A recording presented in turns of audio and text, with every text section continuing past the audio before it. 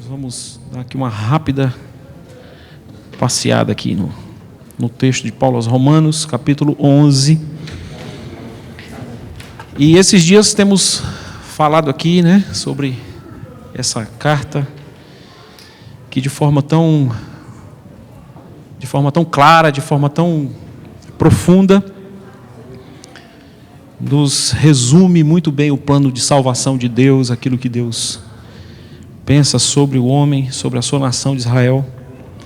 E esses 3 capítulos, 9, 10 e 11, são capítulos que estão muito juntos, O Daniel falou muito bem aqui no domingo passado que o capítulo 9 seria aí como um sanduíche, 9 e 11, a soberania de Deus, e o capítulo 10 falando sobre a responsabilidade do homem. A responsabilidade do homem que é somente de aceitar. A única coisa que pesa sobre nós é aceitarmos pela fé a salvação providenciada pelo nosso Deus para nós. Obrigado, meu irmão. Cearense tem um trauma com água, Não, cearense? Cearense tem trauma com água. Tem que ter água perto. Se não tiver, meu Deus do céu, dá logo uma agonia, Mas vamos ler aqui somente o versículo 1 e o versículo 2. Eu queria desafiar você, antes da gente ler, que você, antes de vir à igreja, que você tenha o zelo, o cuidado com a palavra de Deus, de ler o texto que nós vamos ler aqui, que nós vamos meditar aqui, porque nós não temos condição de ler o texto todo, são muitos versículos. E se você se ajudaria muito se você desse uma lida em casa, uma lida prévia, e você tivesse alinhado com aquilo que a gente está estudando, porque se você não souber o que está escrito, muita coisa que eu vou falar você pode perder por conta disso, de você não estar familiarizado com o texto e não saber acerca de que ele está falando. Então seria importante que você lesse. Então eu vou logo dar uma dica aqui para você no próximo domingo, Romanos 12. Romanos capítulo 12 no próximo domingo, ok?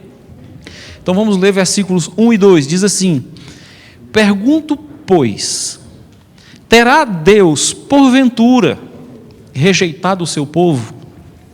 De modo nenhum. Porque eu também sou israelita, da descendência de Abraão, da tribo de Benjamim. Deus não rejeitou o seu povo, a quem de antemão conheceu. Ou não sabeis que o que a Escritura refere a respeito de Elias, como insta perante Deus contra Israel, dizendo: Senhor, mataram os teus profetas, arrasaram os teus altares, e eu só fiquei, e procuram tirar minha vida. Vamos orar. Pai, no nome de Jesus, nós estamos diante da Tua palavra, a Tua palavra aberta, a Bíblia Sagrada, a palavra que nos revela quem o Senhor é. Por isso, nós queremos, com reverência no nosso coração, te pedir que Tu fales conosco nessa breve meditação. Que o Senhor venha com uma força, Senhor, impulsionado pelo Teu Espírito Santo, fazer com que essa palavra deixe de ser somente uma letra escrita, uma palavra escrita, e se torne uma realidade prática na nossa vida. É para isso que nós estamos aqui, é por isso que nós viemos aqui essa noite, porque nós queremos ouvir a Tua voz. Portanto, te pedimos, Pai, fala conosco e aceita o nosso coração aberto diante de Ti, desejoso de ouvir a Tua voz, Pai. É no nome de Jesus que nós oramos e pela fé agradecemos. Amém. Esse texto, como eu falei aqui, exalta a soberania de Deus, como o Daniel falou muito bem no domingo passado, como um sanduíche. É o Senhor se mostrando para nós, se revelando para nós como um Deus soberano. E no capítulo 11 também ele continua em cima desse mesmo tema, desenvolvendo esse tema dessa soberania de Deus, que elege um povo, que escolhe um povo para manifestar a sua glória na terra. E você que está aqui nessa noite, você também foi escolhido pela soberania de Deus para manifestar a glória de Deus sobre a terra. E eu acho que só em você sair daqui nessa noite, se lembrando dessa verdade, eu acho que já é suficiente para que você reveja seus conceitos, reveja toda a sua vida, para que a sua vida passe um filme na sua mente, você veja tudo aquilo que você fez, que você deixou de fazer, tudo aquilo que você praticou, aquilo que você não praticou, aquilo que você desejou, aquilo que você não desejou. Só essa verdade já deveria ser o principal motivo para que a nossa vida fosse uma vida transformada, para que nós permitíssemos que a nossa vida fosse transformada. Eu tive a oportunidade de conviver com algumas pessoas de certa posição. E eu não sei quantos de vocês aqui já conviveram com alguém que tinha uma certa posição, talvez um dono de uma grande empresa, um político, principalmente no Brasil, né, pastor Alexandre? Político no Brasil, hein? Talvez um político, alguém com uma posição, né, expoente na sociedade.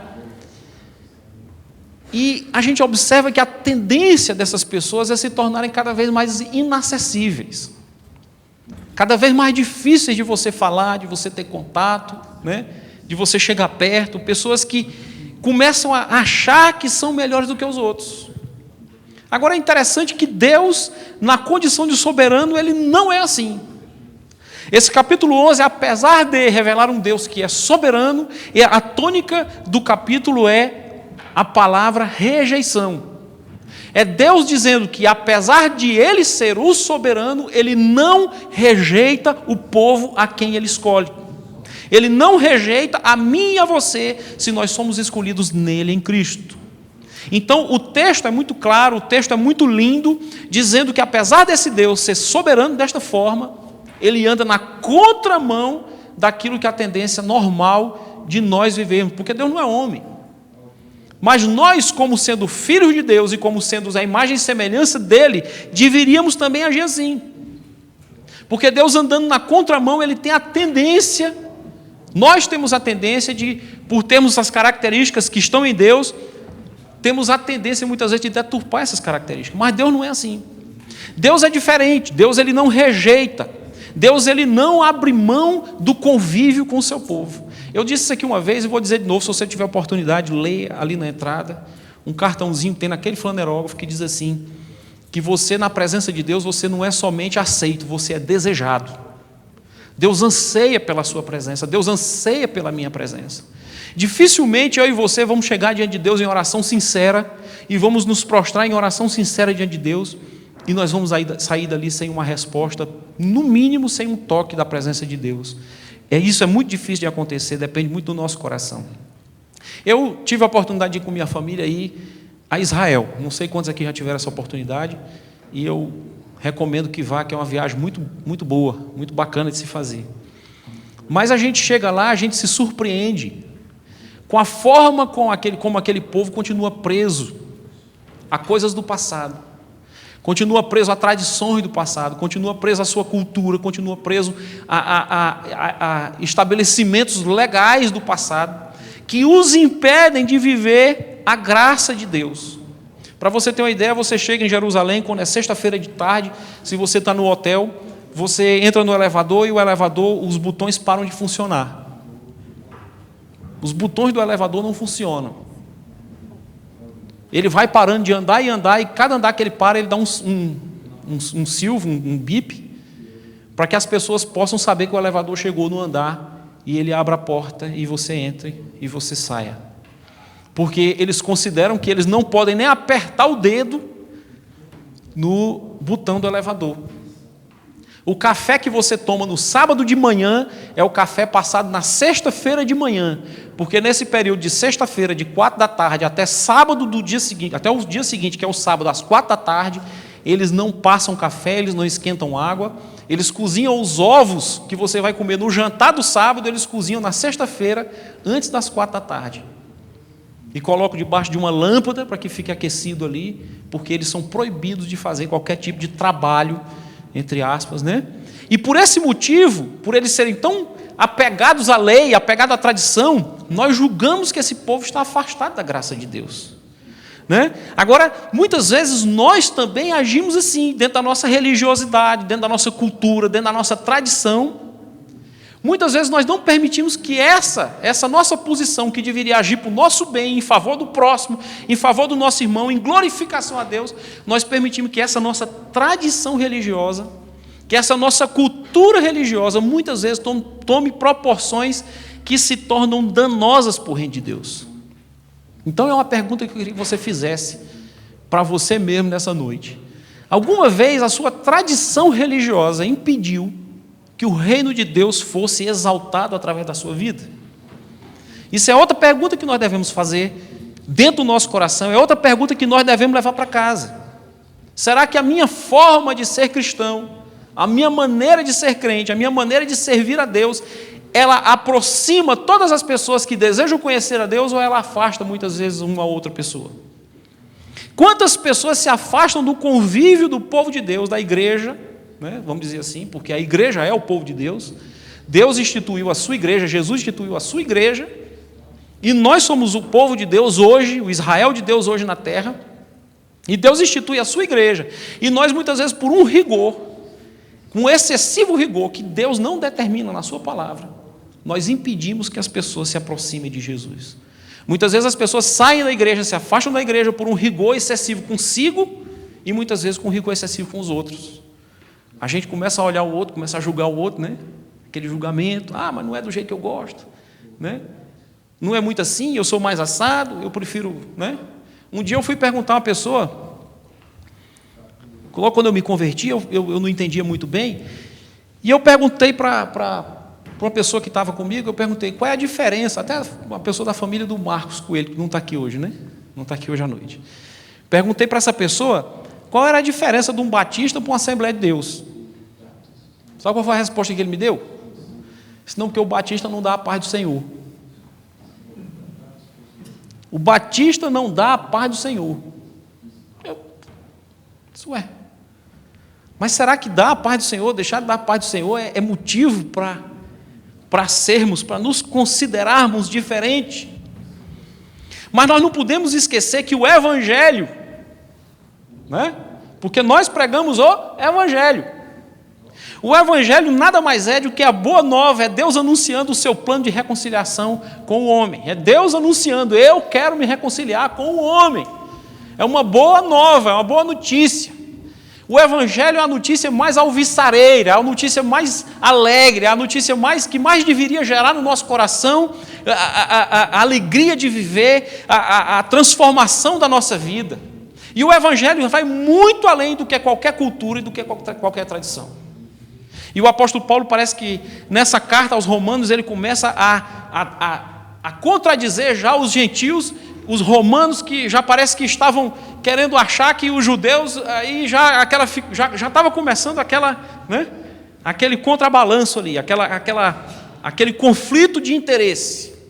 E é interessante observar que se nós pregamos o Evangelho e a Bíblia é o Evangelho, nós precisamos entender que o Evangelho é altamente, totalmente, 100% inclusivo. O Evangelho é 100% inclusivo. Se você lê a palavra de Deus, principalmente os Evangelhos, né?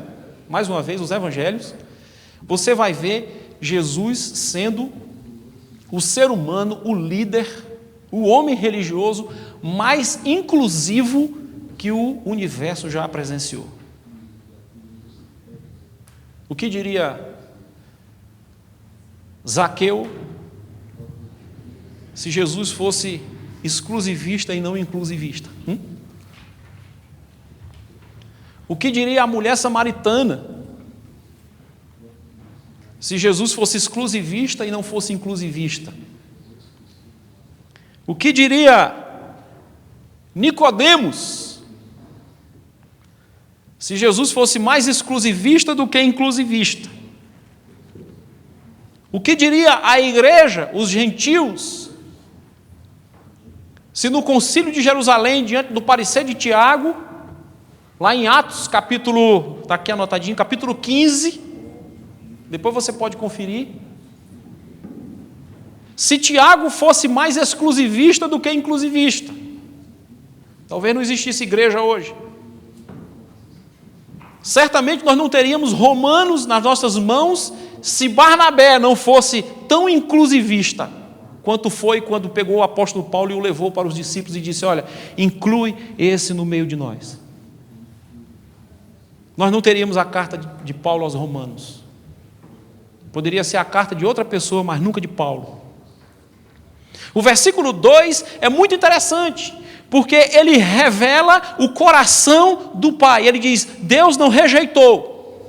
Deus é um Deus que não rejeita. E talvez se você chegou aqui nessa noite e você, se por algum motivo se sentiu rejeitado nesse lugar, talvez seja o momento de nós pedirmos perdão a Deus por você ter se sentido assim. A igreja não pode ser um ambiente onde as pessoas vão se sentir rejeitadas.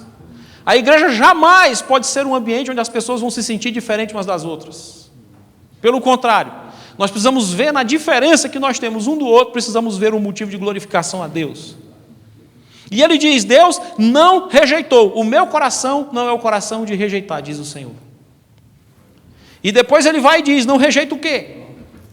Um povo qualquer? Não rejeita o seu povo. Deus continua afirmando que aquele povo, apesar de ser um povo tradicionalista, era o seu povo e ele não iria rejeitar o seu povo. É interessante que toda a nossa rejeição, como eu disse aqui na questão do soberano, né, parte de um coração que tem o desejo de ser melhor do que o outro, né? Quando a gente rejeita alguém, a gente rejeita porque a gente se acha melhor, né? A gente tem a tendência de, né? Mas a palavra de Deus diz que cada um não deve pensar sobre si além do que convém. Aí você apresenta o cenário e você diz: puxa vida, que coisa. Mas a gente tem que apresentar o cenário e apresentar a solução, né? Então vamos lá. Como nós podemos superar esse problema? Primeiro, não ter medo de abrir mão do que não é essencial. Vou repetir. Eu e você não podemos ter medo de abrir mão do que não é essencial. Nós precisamos aprender que o que não é essencial, o nome já está dizendo, não é essencial. E eu tenho que me agarrar em quê?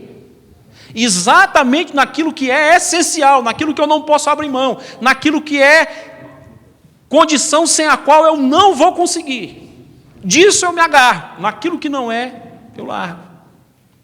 Se você observar o livro do profeta Jonas, quando eles estavam no barco lá e o barco começou as ondas baterem de um lado para o outro, e o vendaval, e o barco querendo afundar, e água entrando dentro do barco, a primeira reação que eles tiveram, qual foi?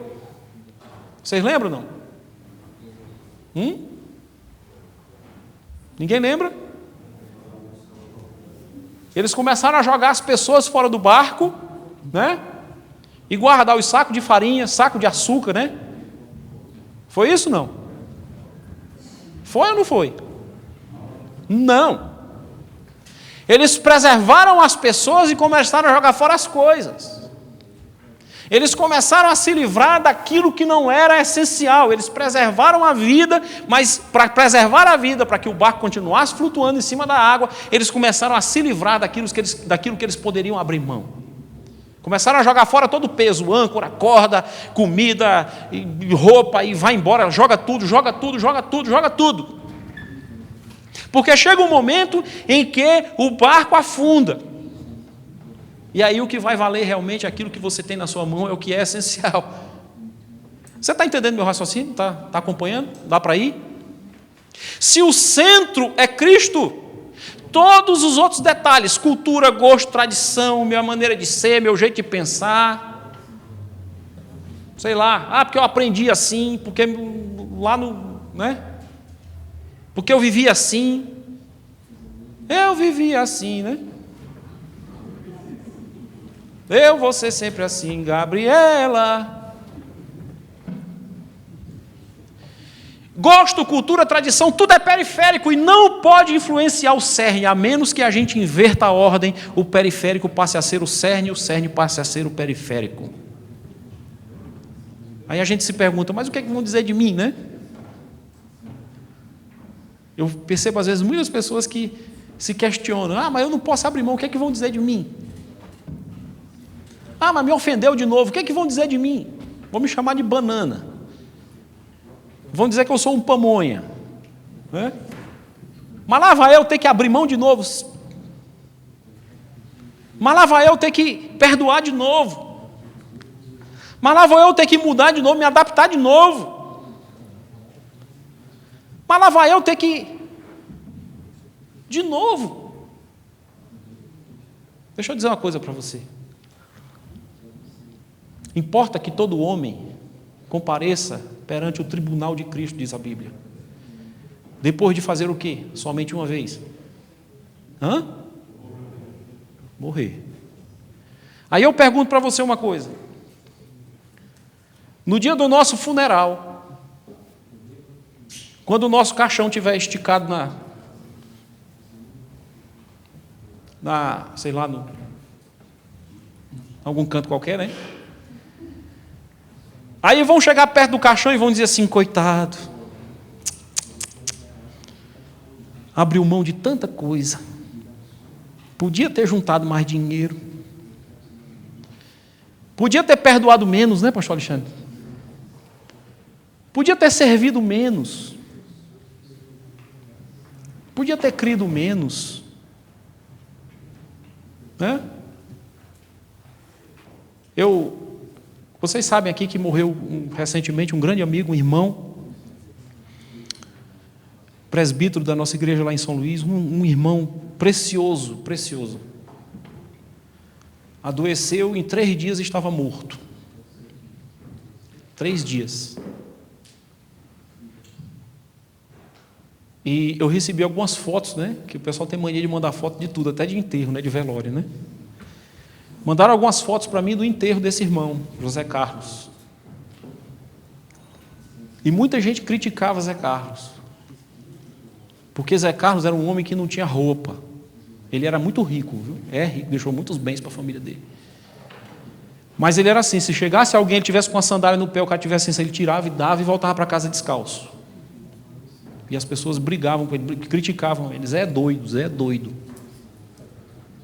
Zé não tem juízo. Zé, tu tem que ser mais comedido, Zé. Tu não pode fazer tanto assim.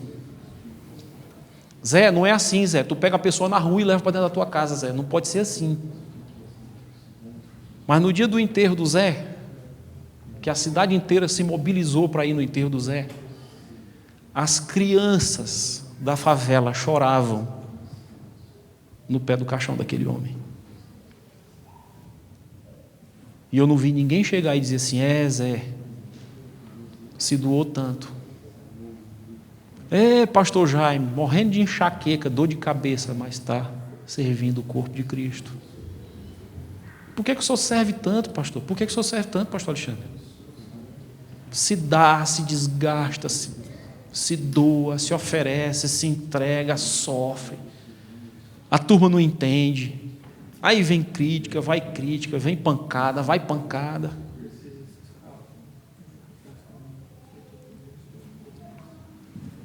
O que é que vão dizer no dia do nosso funeral?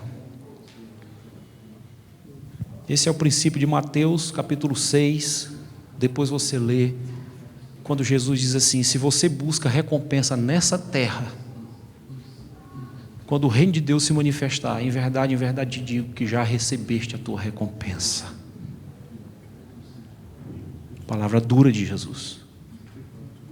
Se buscamos a nossa recompensa aqui nesta terra, em verdade te digo que já recebeste a tua recompensa. Todos nós seremos recompensados. Agora, por quem vamos ser recompensados? Primeira coisa, não tenha medo de abrir mão do que não é essencial. Segunda coisa interessante, entenda que o remanescente que ele fala aqui, capítulo 5, versículo 5, diz assim, Senhor, mataram os teus profetas, arrasaram os teus altares, e eu só fiquei, e procuram me tirar a vida. Que lhe disse, porém, a resposta divina, respondendo para o profeta Elias: reservei para mim 7.000 homens que não dobraram os joelhos diante de Baal. Assim, pois, também agora, no tempo de hoje, sobrevive um remanescente segundo a eleição da graça. Segunda coisa, entender que esse remanescente, tanto no Israel físico, como no Israel espiritual, que somos nós aqui, é formado por pessoas comuns, diferentes do grande profeta Elias, mas pessoas comuns que têm uma característica em comum: não abandonam a fé nele. Ou seja, a minha confiança não é em outro, a minha confiança habita nele. Versículo 18 diz assim, olha aqui, ó: não te glories contra os ramos. Por isso que é importante você ler o texto em casa, hein? Não, você pode perder. Não te glories contra os ramos, porém se te gloriares, sabe que não és tu que sustentas a raiz, mas a raiz a ti. Dirás, pois, alguns ramos foram quebrados para que eu fosse enxertado. Bem, pela sua incredulidade foram quebrados. Tu, porém, mediante a tua fé, estás firme. Não te soberbeças, porém teme. O que ele está dizendo aqui? Que nós fomos enxertados, que nós fomos aceitos, que nós fomos adotados. E eu preguei uma vez sobre a adoção, não sei quantos lembram. Eu falei que a adoção é a coisa mais linda que Deus pode dizer a nosso respeito, porque adota, a filiação natural, ela não tem escolha. Acabamos de perguntar para a Thalita: cadê a Thalita? Está em cima com as crianças, né? Botaram um holofote na cara da gente, a gente não consegue enxergar o povo, né? É bom que a gente não vê o povo dormindo, né? Mas a Thalita acabou de entrar e a Thalita está barriguinha, e o pastor já me perguntou: Thalita, é menino ou menina? Vou saber terça-feira. Agora me diz uma coisa: a Thalita pode escolher, chegar lá no médico: doutor, liga o botão aí de menino. Pode ou não? Não, porque eu prefiro a menina. Vamos ligar o botão de menina. Menina. Aí o forno faz uma menina. É isso? É ou não? Por quê? Porque diante da paternidade natural não há escolha, eu não posso escolher. Mas diante da adoção, a escolha de quem adota, ela é primordial.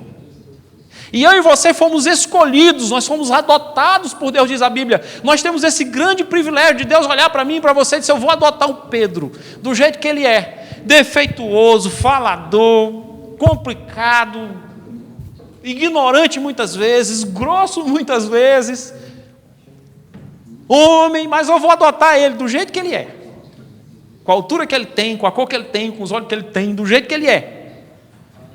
Ou seja, você pode se olhar no espelho e dizer assim: quem sou eu? Sou uma pessoa a qual Deus escolheu adotar. Deus chegou numa grande creche e um monte de gente olhou para você e lhe adotou, lhe trouxe. Será que existe privilégio maior do que esse? Agora o que ele está dizendo aqui é que você não pode abandonar a sua fé, você precisa manter o seu coração firme nele, a sua confiança não pode ser em outro. É isso que o texto está dizendo. Que eu e você precisamos nos afeiçoar dele de uma forma que não consigamos viver sem ele. Hoje de tarde eu fui orar, me deitei um pouco no chão e eu estava conversando com Deus. Eu disse: Senhor, eu consigo viver sem qualquer coisa, mas não me tira tudo de mim não, que o negócio desanda. Não me tira tudo de mim, porque eu sinceramente não sei o que seria de mim, de nós, se não fosse o Senhor. Tem uma música do grupo Logos que eu gosto muito, que diz assim: se não fosse o Senhor, se não fosse o Senhor, o que seria de nós? Outra coisa interessante é que se eu faço parte desse remanescente, e o que ele está dizendo aqui é que Elias foi reclamar para Deus, e foi dizer para Deus: Senhor, eu fiquei só, não tem quem lute comigo. E ele disse: não, Elias, você está enganado. Você acha que você está sozinho, mas você não está sozinho. Existe um remanescente, existe um exército que eu permaneci, que eu preservei, que eu deixei de pé. Homens que não se dobram diante dos ídolos. Pessoas que me rendem glória, que me rendem louvor, não se dobram diante dos ídolos. Isso é o remanescente. Isso é o que ele trata como remanescente. E eu e você somos esse remanescente diante do mundo idólatra, diante do mundo caído. Nós somos o remanescente de Deus nessa terra hoje. E se nós somos parte desse remanescente, precisamos invariavelmente exalar a Ele. O que as pessoas sentem quando chegam perto de nós? É outra pergunta que eu e você precisamos levar para casa. Quando alguém chega perto de mim, o que sente? Além do cheiro do seu perfume, além do, sei lá. Você exala a Cristo. As pessoas conseguem identificar você como sendo um cristão genuíno quando chegam perto de você?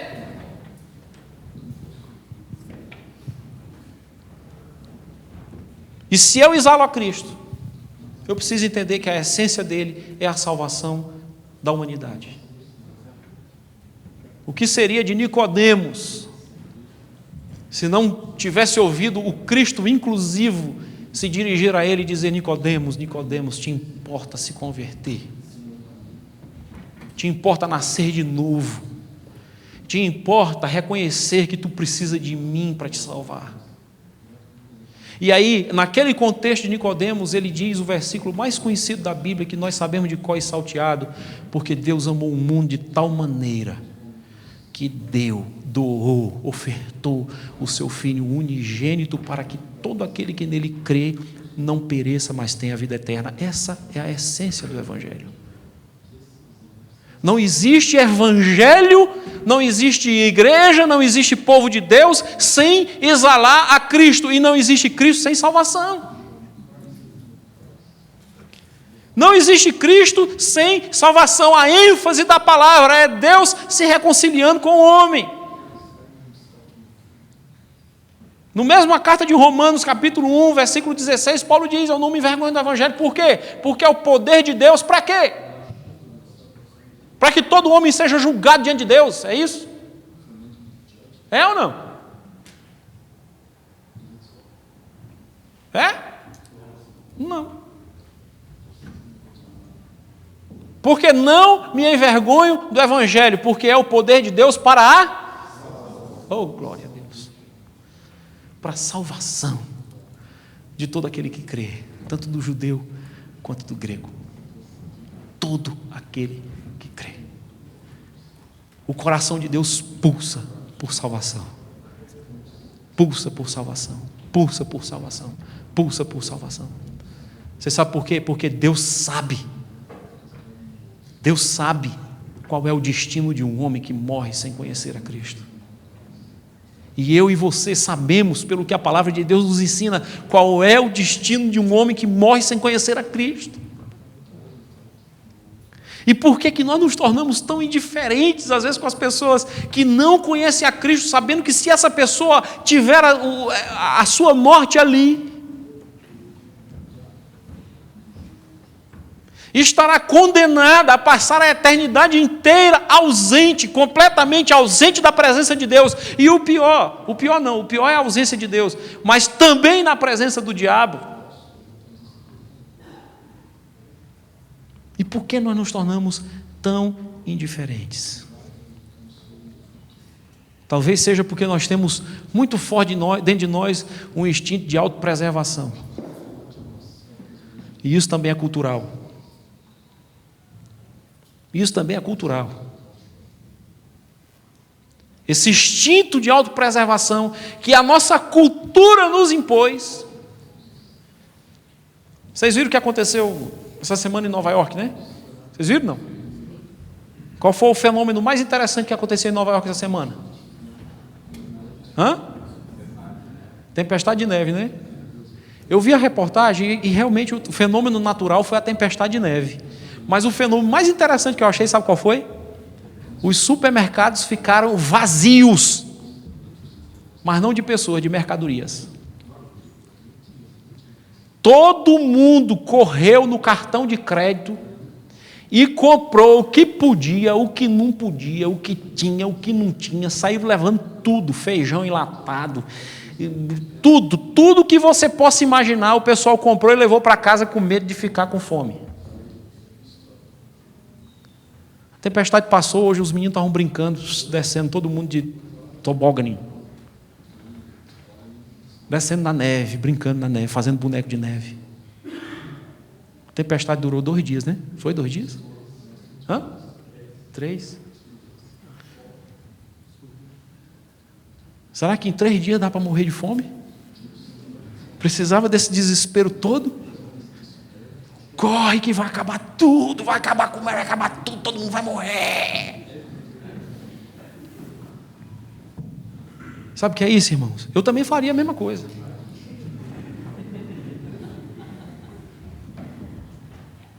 Mas isso é o nosso sentimento de preservação pessoal. Aí essa semana eu estava conversando com os irmãos, e aí estávamos falando sobre evangelizar, né? Tem que falar de Jesus, tem que falar de Jesus. Mas hoje tem todo mundo um tal de um politicamente correto, um tal de uma educação, que eu não posso invadir o cara, eu não posso...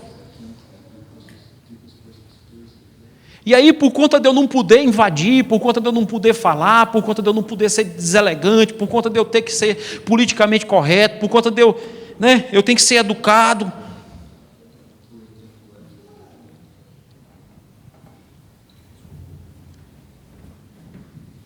A gente não prega mais, a gente não fala mais de Jesus.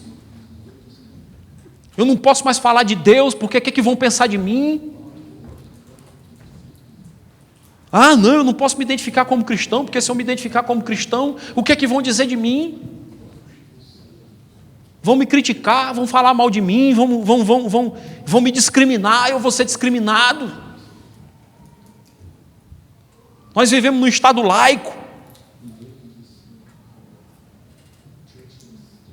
Eu não posso mais falar, eu tenho que chegar na escola, eu não posso me identificar como cristão, eu não posso dizer para ninguém que eu sou crente. Eu oro em secreto, papai. Não, eu oro em casa, pastor. Eu chego lá, eu me ajoelho. Jesus, abençoa. Mas nós sabemos qual é o destino de uma sociedade que não tem Jesus, que não conhece a Ele, que não o ama, que não o reverencia, que não se prostra diante dele como Salvador. Nós sabemos qual é o destino. Se você não sabe, se você não acha que é esse o destino, vá ler a sua Bíblia. Se você ler a Bíblia e não concorda, rasga a sua Bíblia e joga fora. Agora, por conta de um... Não, porque... Eu não posso ofender as pessoas.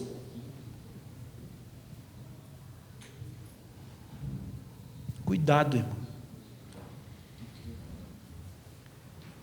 Porque a nossa missão, o motivo pelo qual ele diz que nós fomos enxertados nele, e a raiz que ele trata aqui são os profetas.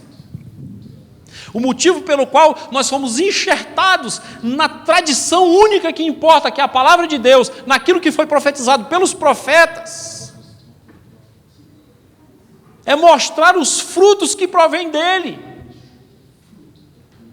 Mostrar os frutos para quem? Para quem não conhece. Ele diz, olha, o motivo pelo qual eu os enxertei na oliveira é para que vocês produzam neles ciúmes. Para que todos aqueles que olhem para vocês sintam o desejo de ter o que vocês têm. E eu estava lendo o comentarista sobre isso aqui, ele dizia que às vezes a gente tem a mania de achar que ciúme, nesse caso, é uma coisa ruim. Ele diz que não é uma coisa ruim. Neste caso, é uma coisa boa. Porque o ciúme, se ele é bom ou se ele é ruim, depende do objeto pelo qual eu estou enciumado.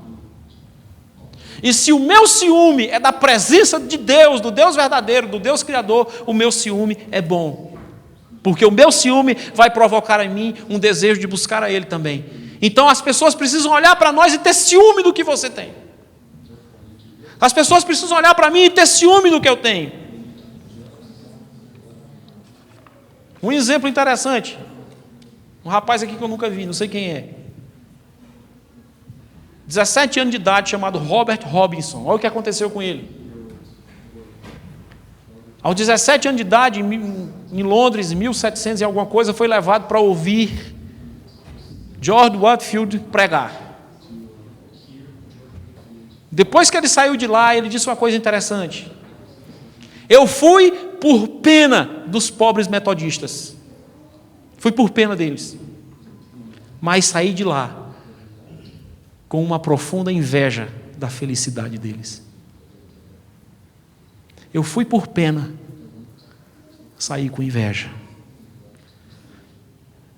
Pouco tempo depois, esse rapaz se tornou um pastor e pregador do Evangelho. Você tem exalado a Cristo?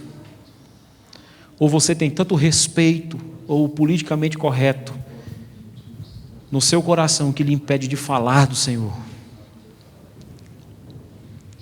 Nós não temos mais tempo.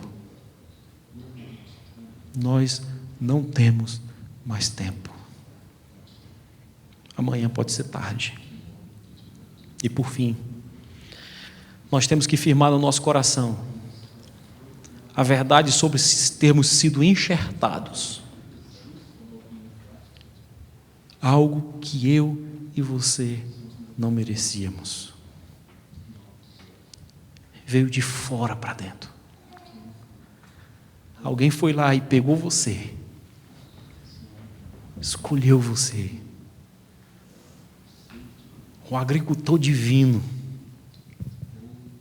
E esse agricultor, ele é cuidadoso. Ele não é um agricultor qualquer. Ele sabe a quem escolhe. E diz o texto que ele enxertou você. E esse ser enxertado, a ação de quem te escolheu como ramo de uma oliveira brava. E ser enxertado na oliveira a quem o Pai quer cultivar. Deve ser para mim e para você o motivo da maior alegria que a gente carrega no nosso coração. E o interessante é que o teu pai, a tua mãe, a tua família, as pessoas que estão perto de você não precisam ser cortadas para que você seja enxertado, porque há lugar para eles também. Somente a sua incredulidade pode fazer com que você não seja sustentado e mantido na raiz e receba da seiva do Espírito Santo. Nós somos herdeiros de promessas. Nós somos enxertados em uma raiz de profetas que recebe uma seiva de um Deus que nos promete coisas maravilhosas se permanecemos nele. E aí o apóstolo Paulo, diante dessas verdades, a partir do versículo 33, a única coisa que ele pode fazer é explodir em louvor e adoração. Talvez você chegou aqui nessa noite e você não tem tido uma vida de adoração a Deus. Talvez você chegou aqui nessa noite e a sua oração é aquela oração aquela reza decorada. Na hora que você acorda, na hora que você vai comer, na hora que você está num aperto, na hora que a coisa pega, que a coisa aperta, aí você faz aquela oração. Talvez a sua leitura, o seu estudo da Bíblia seja a caixinha de promessa, seja um versículo tirado da palavra de Deus, né, aleatoriamente. Você abre a Bíblia e lê um versículo aleatoriamente. Você não tem um programa de estudo da Bíblia. Mas aquele que reconhece o profundo privilégio de ter sido enxertado deve explodir em adoração a Deus. A partir do verso 33, depois você lê em casa. Então, se você chegou aqui nessa noite, duas coisas eu quero perguntar para você para encerrar. Primeiro, é se você já sabe que Deus escolheu você e que se você está aqui nessa noite, você precisa dar uma resposta a Ele acerca dessa escolha. Se o Senhor tem falado no seu coração, se Deus tem incomodado você para entregar a sua vida a Ele, por que você resiste? Essa é a minha primeira pergunta. Talvez você chegou aqui nessa noite e você nunca teve a experiência pessoal de se entregar a Jesus. E eu queria que você fizesse isso nessa noite. Você sabe por quê? Porque essa sua atitude faz toda a diferença do mundo na sua vida. A palavra de Deus nos ensina que se nós confessarmos a Jesus com a nossa boca, nós seremos salvos. O pregador que pregava dizia: a vida é curta, a eternidade é longa, o inferno é real, mas ninguém precisa ir para o inferno. Se você está sendo exposto à palavra de Deus, é porque Deus não quer que você vá para o inferno. E a única forma que nós temos de escapar da ira de Deus, foi falado aqui, é se nós aceitarmos que essa ira já foi lançada sobre o seu filho. Se nós aceitarmos que esse Deus soberano coloca em mim uma única responsabilidade, que é a responsabilidade de aceitar a Ele. Portanto, não saia daqui nessa noite sem aceitar a Jesus como seu Salvador.